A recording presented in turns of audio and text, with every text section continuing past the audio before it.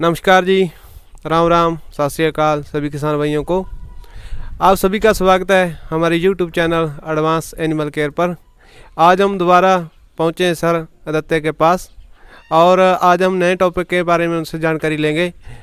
Video शुरू करने से पहले आप सभी हमारे चैनल को सब्सक्राइब कर दीजिए। सत श्री अकाल जी। सत श्री अकाल जी। सर जी, पहले हमारे दर्शकों को अपना नाम और पता बताएं। सर मैं पंजाब के डिस्ट्रिक्ट मानसा में रहता हूँ जी। ठीक है जी। और मानसा खास शहर के अंदर ही ये मेरा फार्म है और हमारा घर भी खास शहर मानसा के अंदर ही है जी। सर, हमारे दर्शकों को आज हमारा टॉपिक बताइए कि आज हम किस टॉपिक की बात करेंगे। सर, जिस तरीके से महंगाई बहुत ज़्यादा बढ़ रही है और आज सभी पशुपालक क्या चीज़ को सबसे बड़ी चैलेंज जो फेस कर रहे हैं वो है बढ़ती हुई महंगाई और खर्चा निकल नहीं पा रहा है। तो कुछ इससे रिलेटेड ही कि आने वाले समय में एक पशुपालक आज एक अच्छा स्टेप उठा के अपने फार्म को प्रॉफिट में कैसे लेके जा सकता है, तो उससे रिलेटेड जो उसका बेस पॉइंट है, जो मेन जड़ है उस प्रॉफिट को लाने में फार्म को उस प्रॉफिट में लाने के जो मेन जड़ है, हम आज उसके ऊपर बात करते हैं। उस टॉपिक का नाम है ब्रीडिंग। और ब्रीडिंग की क्या वैल्यू है वो आज मैं कोशिश करूंगा अपने सभी किसान भाइयों को आज इस वीडियो के ज़रिए समझाने की। तो सर जी, चलो शुरू करते हैं। तो सबसे पहले हमें ये बताएं कि ब्रीडिंग की महत्वता क्या है।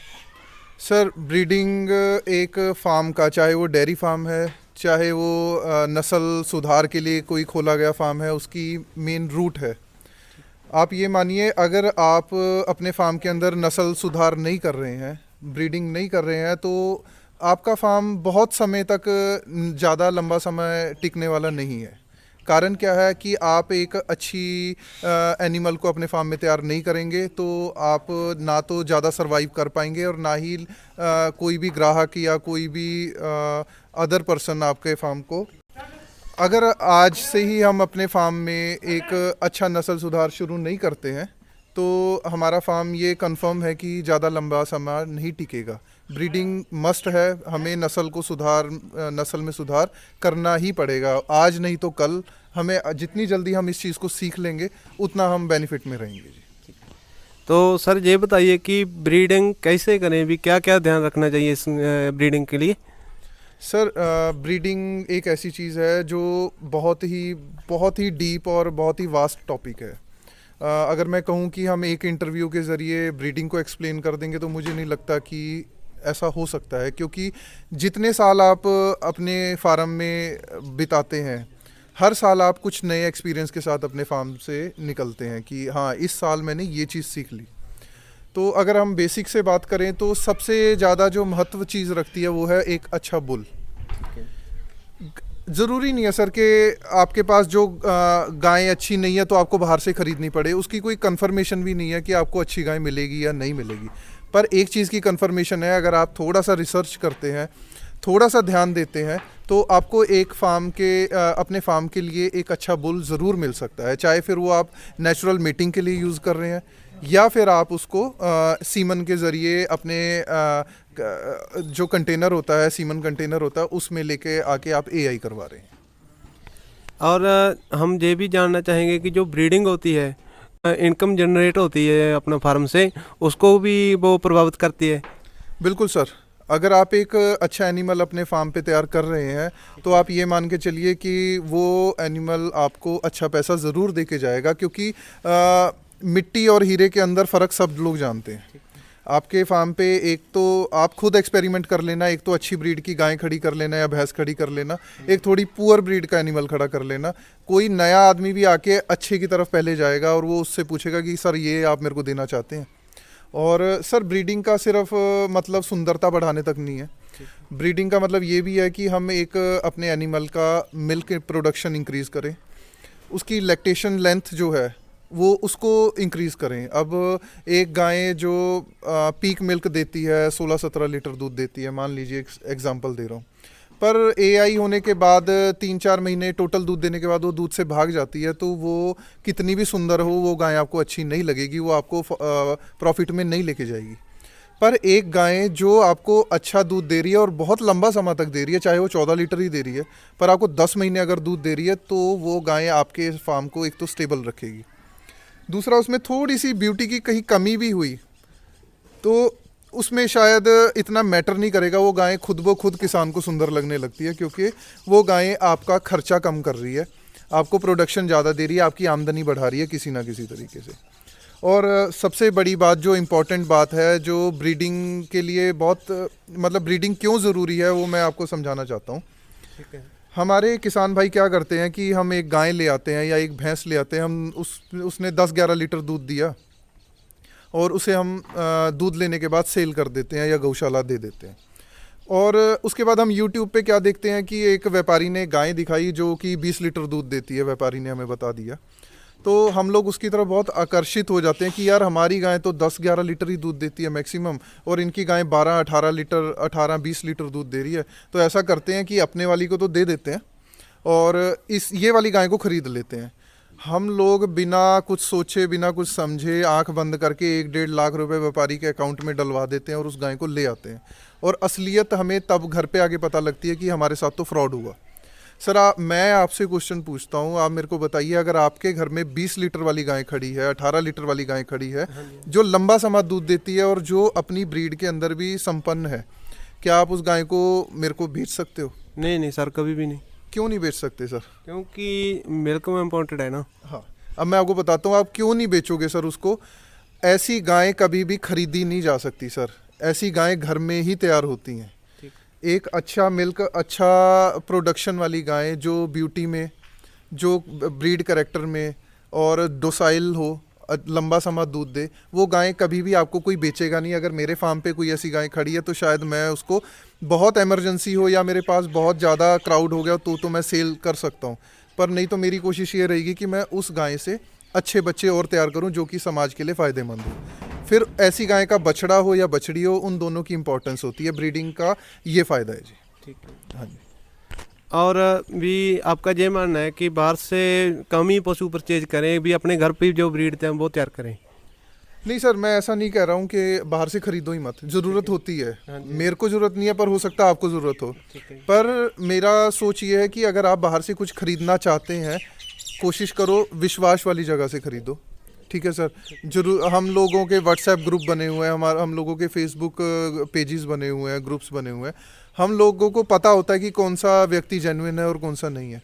तो कुछ ऐसे लोगों के साथ जुड़िए जो एक अच्छी चीज़ दे सकते हैं। एक गाय खरीदना चाहते हैं आप, उसको फॉलो अप करिए, कितना दूध दे रही है, कितना नहीं दे रही, कितनी एज है, क्या बात है। अगर हम सीधा जाके किसी व्यापारी के पास या किसी मंडी में जाके एक गाय खरीद लाते हैं तो हमें फिर एक्सपेक्टेशंस नहीं रखनी चाहिए। अगर अच्छी निकल आई तो बहुत अच्छी बात, नहीं निकली तो भी हमें उसमें संयम रखना चाहिए, क्योंकि वो एक बंद किताब है। घर आके खोलेंगे तब जाके पता लगेगा कि उसके अंदर लिखा क्या हुआ। तो बाहर से खरीदो, पर थोड़ी समझदारी से। और उससे भी बड़ी बात यह है कि किसी की ज़्यादा दूध वाली गाय को देख के इतना आकर्षित ना हो कि हम घर से 1-1.5 लाख रुपए 50-60 हज़ार रुपये लगाने को तैयार हो जाएं। कोशिश करो, अगर आपके घर में 10-12 लीटर वाली गाय है जो लंबा समय दूध देती है, उसको अच्छा सीमन लगवा के, अच्छे बुल से क्रॉस करवा के, उसकी जो आगे बछड़ी आती है उसके ऊपर काम कीजिए। उसको प्रोसेस लंबा है सर, ब्रीडिंग जो प्रोसेस है बहुत लंबा है, बहुत शांति और संयम से चलने वाला काम है। अगर आप चाहते हैं कि आप 2 साल के अंदर ऐसा हर्ड तैयार कर लें कि 20-20, 25-25 लीटर दूध मेरे घर पे आ जाए, तो सर ये पॉसिबल नहीं है। आपको आराम से वेट करनी होगी। आपको अपने घर के में तैयार की हुई, पैदा हुई बछड़ी को बड़े होते हुए देखना होगा। हो सकता है आप उसमें फेल भी हो जाएं, पर चांसेस बहुत कम है। बाहर से खरीदी हुई गाय के मुकाबले उसमें फेल होने के चांसेस बहुत कम है। ठीक है जी सर। और हमें ये बताएं सर जी, जो ब्रीडिंग वाली जो अपना जो महत्वता होती है, इसमें कोई डाइट का भी खास ध्यान रखना होता है? बिल्कुल सर, अगर एक अच्छा जेनेटिक्स और डाइट दोनों बैलेंसिंग के साथ ही काम करेंगी। मैं आपको बताता हूँ, अगर आपने एक अच्छा जेनेटिक्स तैयार कर लिया, सपोज कीजिए आपने एक 17-18-20 लीटर वाली गाय के अंदर आपने अच्छे दूध वाला बुल डाला, बछड़ी आई, अच्छा जेनेटिक्स तैयार हो गया। आपको कंफर्म है कि मेरी ये वाली बछड़ी बड़ी होने पे 18, 15, 16, 17 लीटर से कम दूध नहीं देने वाली, कंफर्म है। पर अगर आप उसको अच्छी डाइट दे के तैयार नहीं करते हैं, अच्छा दूध पिला के, अच्छा काफ स्टार्टर खिला के, उसको अच्छी मैनेजमेंट के साथ तैयार नहीं करते, तो आपको ये एक्सपेक्टेशंस रखने का कोई हक नहीं है। क्योंकि और दूसरी बात, अगर इसी बात को हम दूसरी साइड में लेके जाएं, आप एक पुअर जेनेटिक्स वाली बछड़ी लेके खड़े हो सर, आप उसको स्वर्ण भस्म खिला लो, आप दुनिया भर का प्रोटीन दे लो, दुनिया भर की फीड दे लो, अगर वो 8 लीटर दूध देने की कैपेसिटी रखती है ना, तो सर वो आपको 12 लीटर दूध नहीं देगी। तो दोनों चीज़ आपको बैलेंस चाहिए, आपको जेनेटिक्स भी अच्छा चाहिए, तो आपको उसकी फीड के ऊपर भी खर्चा करना पड़ेगा। पर ये ज़रूर है सर, इन दी एंड जब आपके सामने वो बछड़ी दूध पे आएगी तो आप सेटिस्फाई होंगे कि मैंने घर पे मेहनत करके चीज़ तैयार की थी और मेरी मेहनत का मेरे को फल मिल गया। कुदरत है सर, हो सकता है हमें उसमें भी फेलियर मिल जाए, पर आप सीखोगे ज़रूर कुछ। आपने एक अपने लेवल पे एक अच्छी सोच के साथ आपने काम किया, तो मुझे नहीं लगता कि हम फेल होंगे। पर अगर फेल हो भी जाते हैं तो ये कुदरत है सर, इसमें ना तो मेरा बस चलता है ना आपका चलता है। जी सर। हाँ जी सर जी, हमें एक ये बताइए कि आजकल के जो किसान हैं वो एचएफ में, जर्सी में, गिरका सीमन रखवा रहे हैं। वो कहते हैं कि हम एक भी जो ब्राज़ील ने गिर तैयार की है वो गिरलैंडो हम अपने घर पे तैयार कर लेंगे। ये कितने हद तक सही है? सर मैं इस चीज़ के हक में नहीं हूँ जी, मैं आपको बताता हूँ।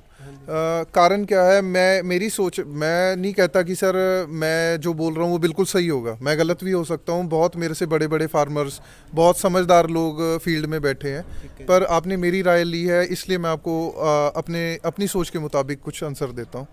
सर इसमें क्या होता है कि जब हम अदर ब्रीड को अदर ब्रीड से क्रॉस करवाते हैं, तो ना तो वो बच्चा इस ब्रीड का रह जाता है ना उस ब्रीड का रह जाता है, उसकी कोई वैल्यू नहीं रह जाती जी। उसके बाद इन दी एंड वो कहीं पे भी जाएगा, उसको आदमी जिस ब्रीड की तरफ वो ज़्यादा होगा उसमें प्योर करने में अपने 10 साल लगा देगा।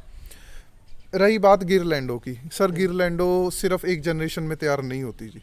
गिरलैंडो को तैयार करने के लिए बहुत ज़्यादा ट्रायल्स किए जाते हैं। गिरलैंडो तैयार करना ही आप ये मान के चलो 6 से 7 साल का प्रोसेस है। कम से कम 3 से 4 जनरेशन्स लगती हैं। उसमें भी बछड़ा आ जाए तो आप ये मानो कि आपका टाइम और बढ़ गया।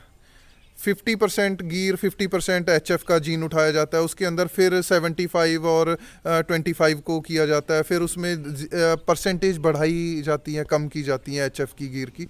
एक पैटर्न है सर उनका प्रॉपर। उस पैटर्न के बाद जब फाइनल प्रोडक्ट निकलता है उसको गिरलैंडो बोला जाता है। ठीक है। आपने जो एचएफ के गिर का सीमन लगवा दिया, आपने क्या किया है, आपने सिंपली उस ब्रीड को गिर से क्रॉस करवा दिया। अब आपके पास दोगली नस्ल आ गई है, जिसको पंजाबी में हम आपको पता है। पर मैं तो आपको यही रिकमेंड करूंगा कि सर आप अगर अपनी एचएफ को एचएफ में रखना रखते हैं तो वो आपके लिए ज़्यादा अच्छी बात होगी। और जो आपकी गिर है, देसी गाय है, साहीवाल है, साहीवाल को साहीवाल में रखिए। आपके पास गिर है, गिर को गिर में रखिए। क्योंकि अगर आप ये सोच रहे हैं भी एचएफ से आप गिर प्योर तैयार कर लेंगे, तो सर 10 साल का प्रोसेस है। उसके बाद भी कोई समझदार आदमी जो गिर का जानकार होगा वो देखते पहचान जाएगा कि इसमें गिर के करैक्टर कहीं ना कहीं आउट हो रहे हैं, कुछ ना कुछ इसमें मिक्स है। तो वो चीज़ में आपको मज़ा नहीं आएगा। अगर आप गिर के इतने शौकीन हैं और आपको ये लगता है कि महंगी बहुत है, मैं अफोर्ड नहीं कर पा रहा हूँ, तो आप एक अच्छी एचएफ तैयार कीजिए जो आपके घर में खड़ी है या जो भी ब्रीड खड़ी है उसको तैयार कीजिए, उसको अच्छे रेट पे बेचिए, उस पैसे को आप अच्छी गिर के अंदर इन्वेस्ट करिए। और मैं तो ये बोलता हूँ कि गिर नहीं तो साहीवाल पे इन्वेस्ट करिए, साहीवाल नहीं तो थार पारकर पे इन्वेस्ट कीजिए, अगर आप देसी ब्रीड को पसंद करते हैं तो। क्योंकि देसी ब्रीड कोई भी बड़ी या छोटी नहीं है, सबकी अपनी एक महत्ता है, सब इक्वल है मेरे लिए। इनको ब्रांडिंग की गई, गिर को साहीवाल को अलग तरीके से इनकी मार्केटिंग की गई, ठीक है, अच्छी बात है सर। मार्केट के बिना आपका प्रोडक्ट की वैल्यू नहीं बनती।